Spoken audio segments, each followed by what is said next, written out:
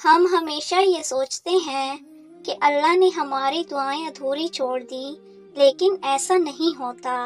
اللہ دعائیں کبھی بھی ادھوری نہیں رہنے دیتا، بس وہ چاہتا ہے کہ اس کا بندہ اسے منائے، اس سے لاڈ کرے، اسے راضی کرے، اور ہو بھی کیوں نہ یہ چاہتیں، یہ عقیدتیں اور یہ محبتیں حق ہیں اس کا، وہی اکلوتا حقدار ہے ان کا۔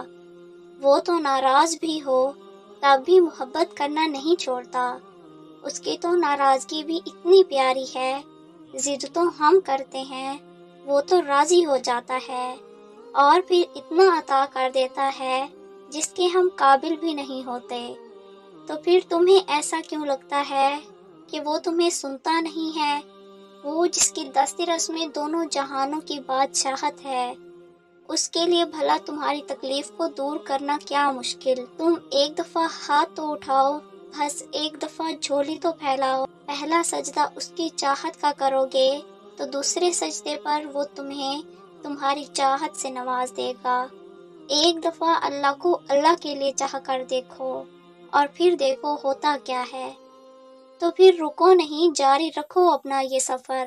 کیوں ادھورے قصے پر یہ سوچ لیا ہے کہ زندگی ختم ہو گئی ہے؟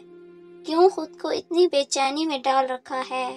حقیقت اور وسوسوں میں بہت فرق ہے۔ تمہارے وسوسے تمہیں جس چیز سے خوف زدہ کرتے ہیں، تمہارے رب کے پاس ان سب وسوسوں کا حل موجود ہے۔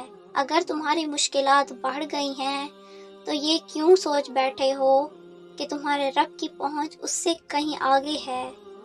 تمہارے رب کی رحمت ان خدشات سے بہت افضل ہے، تو پھر کیوں یہ ہاتھ پہ ہاتھ دھرے بیٹھے ہو؟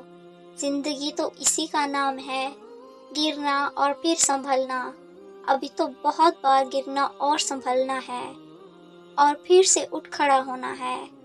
تو پھر چھوڑو اس ضد کو، جو چلا گیا اس کے حق میں سلامتی کی دعا کرو، اور جو پاس ہے اس کے لیے پردہ داری کی دعا ہے کہ جو پاس ہے اس پر پردہ پڑا رہے اور جو رشتے باقی ہیں وہ قائم رہیں۔ یہ جو چند لمحے ہیں انہیں جی لو جی بھر کر، اور دوسروں کے لیے بھی یہ سانسیں مشکل نہ بناؤ۔ شکریہ۔